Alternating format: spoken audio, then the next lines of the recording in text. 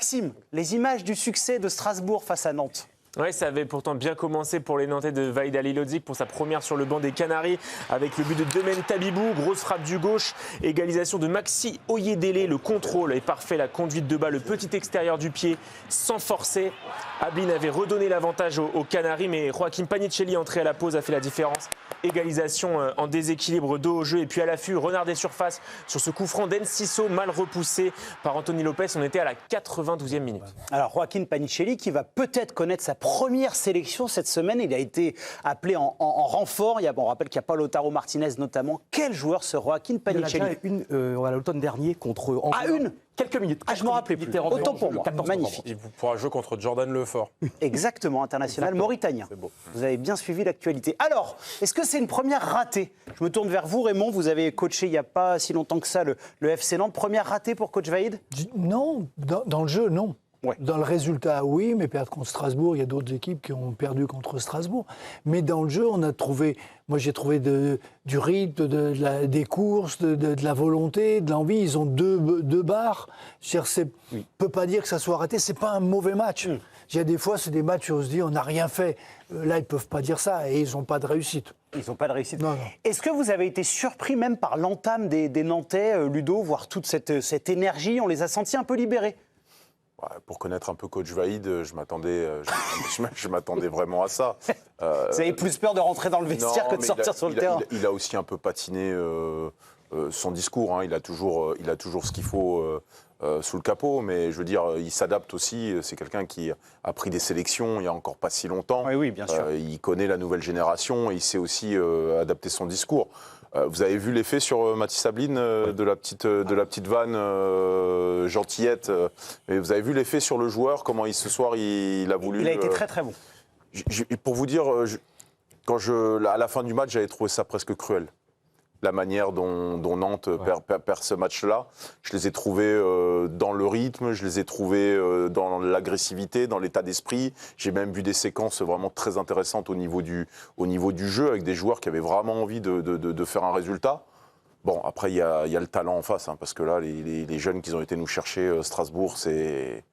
Non, puis l'entrée de Panicelli qui change quand même beaucoup de choses. Le but d'Oyedele, magnifique. C'est juste sublimissime. Quand tu vois Barco, Panicelli, Amo Ameyo, enfin, ils en ont un wagon. Hein, ils ont un train complet, hein, Strasbourg. Donc, je dis, ouais, c'est cruel. C'est cruel. C'est cruel. Régis, on est coach. On vient de récupérer une équipe. J'adore quand vous commencez comme ça. J'essaye toujours de prendre des pincettes. Non, mais comment Toujours la question, c'est Non, là, je vais être gentil. Il a fait pire avec Raymond. L'entraîneur de Nantes, il a fait pire avec Raymond. Non, mais je sais que vous avez envie d'aller à Nantes, mais vous ne souhaitez pas la fin de coach Vahid tout de suite, bien sûr. Non, mais blague à part. Quand c'est notre première comme ça, on ressort comment? Parce que Ludo et Raymond l'ont dit, dans le contenu, c'est bien, mais l'enjeu, il est sur les points. Tout a été dit, hein, il y a de quoi être frustré. Ouais. Et on a senti quand même une énergie différente depuis 15 jours, parce qu'ils n'ont pas joué la semaine dernière. Donc on a pu lire que... Ça leur a peut-être fait du bien, le match reporté. Ça a cavalé, ils ont mis les protège-tibias, les chaussettes en haut, et puis on roule ma poule, hein, on y va.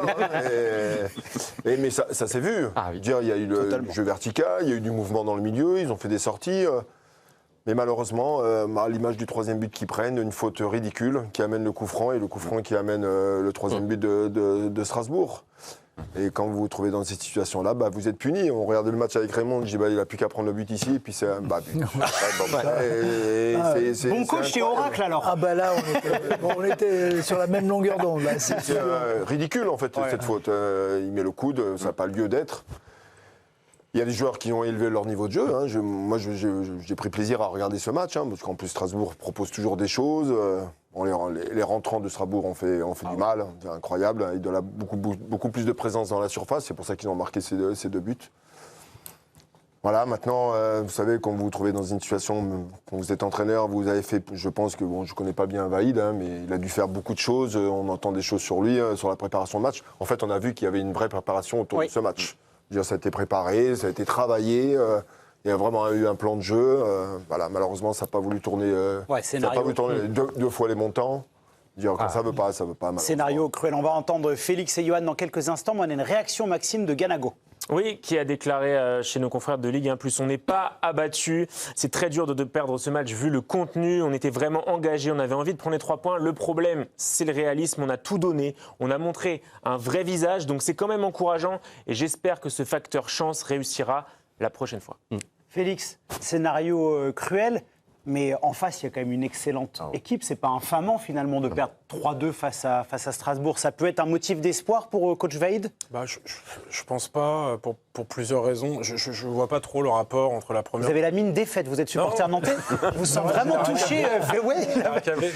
Je pense pas qu'il faille considérer ce match comme l'acte 1 de Vaïd Halilhodžić à Nantes, comme la défaite à Brest pour Habib Beye, par exemple. Oui. On a vu la méthode Habib Beye. Je pense qu'il arrive, effectivement, ça se joue sur le mental. Le problème de Nantes, c'est que depuis le début de la saison, ça se joue sur le sportif. Et en termes de calendrier, Nantes, les prochains matchs, c'est 2 déplacements. Brest et Auxerre, où ça va jouer sa vie. Et les deux...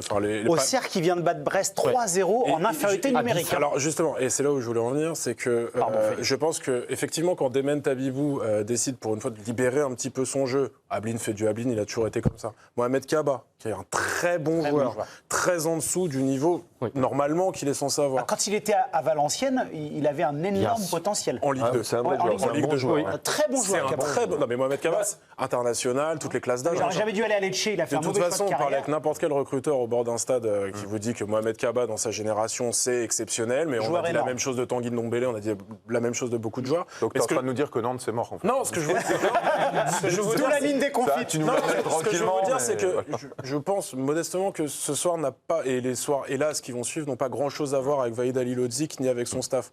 Je vous invite à revoir le staff de Vaïd Halilhodžić qui donne le fameux plan de jeu, les consignes en avant-match. Regardez la tête de Yohan Le Penant. Regardez le visage de Mohamed Kaba. Oui. Ces joueurs-là ont vu effectivement, et là je te rejoins totalement Giovanni, ont vu Auxerre à 10 gagner à la maison 3-0. Ils ont vu 5 points.